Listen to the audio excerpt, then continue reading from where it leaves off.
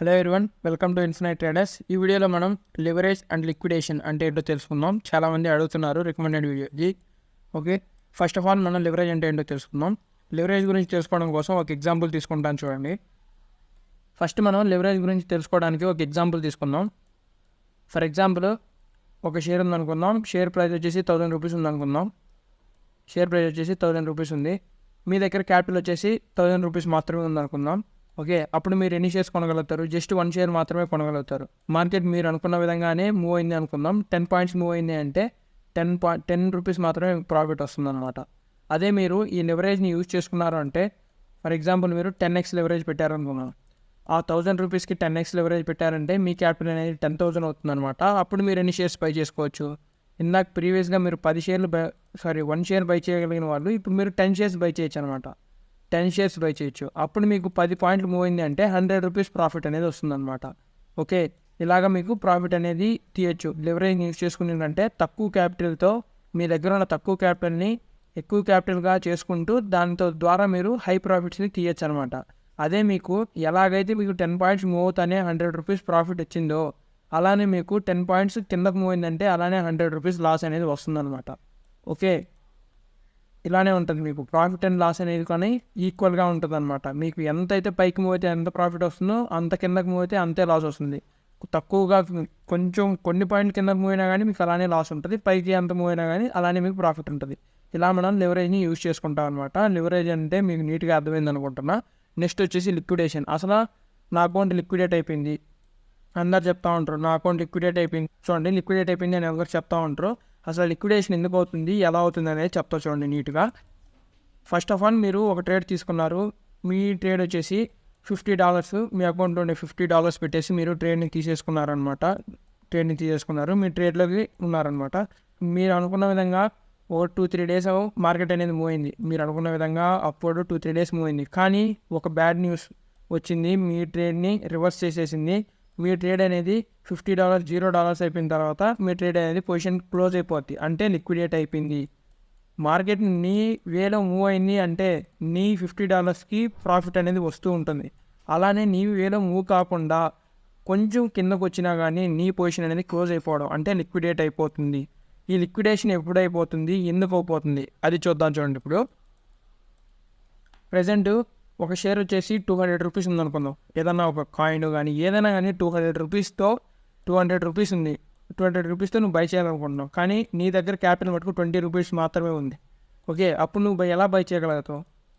10x leverage పెట్టేసుకొని నీ క్యాపిటల్ని 200 rupees చేసుకుంటూ నువ్వు బై చేయగలుగుతావు. ఓకేనా, ఇలా 10x లివరేజ్ పెట్టేసుకొని నువ్వు 200 రూపీస్ ఉండే ఒక షేర్ని లేదా ఏదో ఒక వాల్యూ కాయిన్ ఏదో కానీ బై చేసావు అనుకుందాం. బై చేసిన తర్వాత నీ వేలో మూవ్ అయిందంటే ఎంతవరకు మూవ్ అయితే అంత ప్రాఫిట్ నీకు. అదే నీ వేలో మూవ్ అవ్వకుండా ఒక 20 పాయింట్స్ వెనక్కి మూవ్ అయింది అంటే నీ క్యాపిటల్ ఎంత గుర్తుపెట్టుకో బాగా. నీ క్యాపిటల్ అనేది జస్ట్ 20 రూపీస్ మాత్రమే. ఆ 20 పాయింట్స్ అనేది వెనక్కి మూవ్ అయింది అంటే నీకు అనేది నీ పొజిషన్ అనేది లిక్విడేట్ అయిపోతుంది. అప్పుడు మీకు ఒక మెయిల్ వస్తుంది అనమాట. మీరు ఏదైతే బైబిట్, బిట్గెట్, బైనాన్స్ ఏదైతే వాడుతున్నారో, ఎక్స్నెస్ ఏదైతే వాడుతున్నారో బ్రోకరేజ్ని, అక్కడ నుంచి మీకు ఒక మెయిల్ వస్తుంది. నీ పొజిషన్ అనేది లిక్విడేషన్ అయిపోయింది, నీ బ్యాలెన్స్ అనేది నీ వ్యాలెట్లో బ్యాలెన్స్ అనేది 0 రూపీస్ అని నీకు అప్పుడు మెయిల్ వస్తుంది. ఓకే, బాగా గుర్తుపెట్టుకోండి. మీరు ఈ లివరేజ్ వాడతారు చూసారా, ఈ లివరేజ్ వాడేదాన్ని బట్టి మీ అకౌంట్ అనేది లిక్విడేట్ అయిపోతుంది. ఇందాక మనం ఎగ్జాంపుల్లో 10x లివరేజ్ పెట్టుకున్నాం కాబట్టి నీ క్యాపిటల్ 20 పాయింట్సే మాత్రమే కాబట్టి ఆ 20 పాయింట్స్ వెనక్కి వస్తానే నీ పొజిషన్ అనేది క్లోజ్ అయిపోయింది. అదే మీరు 1x అసలు లివరేజ్ పెట్టకుండా తీసుకున్నారు అంటే మీరు ప్రజెంట్ షేర్ వాల్యూ 200 కదా, ఆ 200 అనేది 0 అయిపోవాలి. ఆ షేర్ వాల్యూ అనేది 0 అయిపోవాలి. అప్పుడు నీ అకౌంట్ అనేది లిక్విడేట్ అయిపోయింది అని వస్తుంది. ఓకే, ఇలాగ మీరు లివరేజ్ని చేంజ్ చేసుకునే దాన్ని బట్టి మీ అకౌంట్ అనేది లిక్విడేట్ అవుతూ ఉంటుంది అనమాట. ఎంత ఫాస్ట్గా లిక్విడేట్ అవ్వాలి, ఎంత ప్రాఫిట్స్ నీకు ఎక్కువ రావాలి అనేది ఈ లివరేజ్ అనేది యూజ్ అవుతుంది. ఆ లిక్విడేట్ అనేది ఇలా అవుతుంది అనమాట. ఓకే, లివరేజ్ ఎంత పెట్టుకుంటామో ఇక్కడే చెప్తాను చూడండి.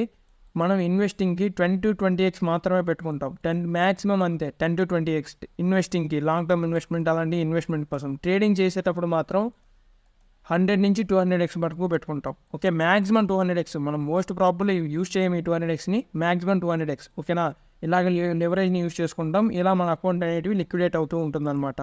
ఓకే, ఇలా లిక్విడేట్ అయిపోయిన ప్రతిసారి మీ బ్రోకర్ నుంచి ఎక్స్నెస్ లేదా బైబిట్, బినాన్స్ వీళ్ళ దగ్గర నుంచి మీకు మెయిల్ అనేది పక్కా వస్తుందన్నమాట, మీ అకౌంట్ లిక్విడేట్ అయిపోయింది అని.